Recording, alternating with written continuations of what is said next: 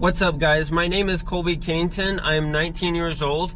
I go to University of North Texas, and my favorite event to run is a half marathon.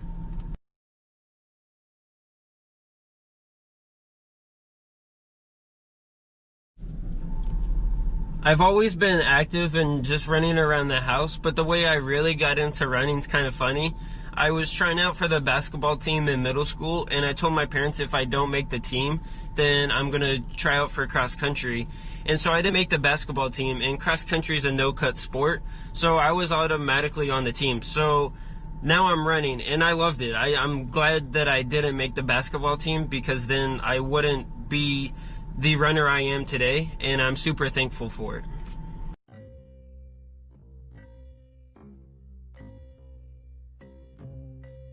To prepare for a race, I do three things.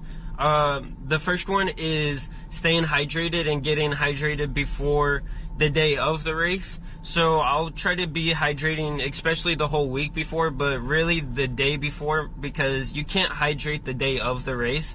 You'll feel a huge difference being hydrated versus not being hydrated when you're racing and running. The second thing I do is I like to eat pasta or something with a lot of carbs in it the night before. It just helps have tons of energy whenever you are racing. And the third thing I like to do is get a really good night's sleep, because being mentally prepared and physically prepared go together. If you're not mentally sharp and awake and had a good night's sleep, then you're not going to be able to push yourself as hard as you want, because you'll probably break down mentally before you physically do. So those are the three things I do before.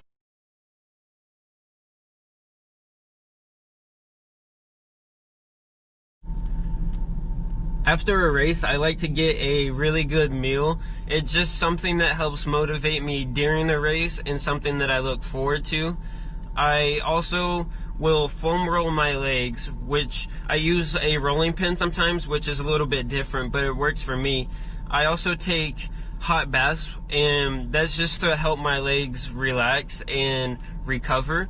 And I'll stay off my feet depending on what kind of race it is. If it's like a half marathon, then I'll take a couple days off, like 2 to 3 days, and do nothing really. And then whenever I do start to get back into training, I will increase slowly.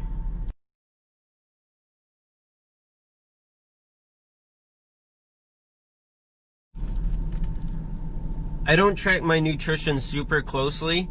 I really focus on eating enough food for running, making sure I have enough fuel to carry me on long runs and speed days. So I focus on eating enough protein, eating carbs, and just good foods in general. I do have some days that I don't eat the best, but in general I try to eat healthy, because it helps keep my insides good, and it helps bring energy to my running by eating the right food and at the right time.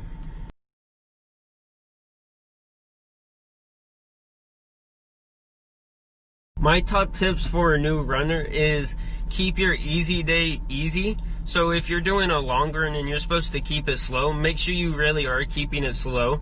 It's going to help build a good foundation for your running, and it's going to help you in the long term when you start doing speed work and faster days. You're going to have good endurance that's going to carry you through this. And a good way to make sure you do this is, instead of counting the miles, have a timer or do it for a certain amount of time. So if you're supposed to run 5 miles, then maybe you run for 45 minutes instead. It just helps get you through a long run easier. And so the quote that I've always heard is, don't count the miles, make the miles count. And this is kind of what it means. So instead of counting the miles, just set a timer and run for that distance. It really helps you have peace of mind when running and gets you through a run a lot easier.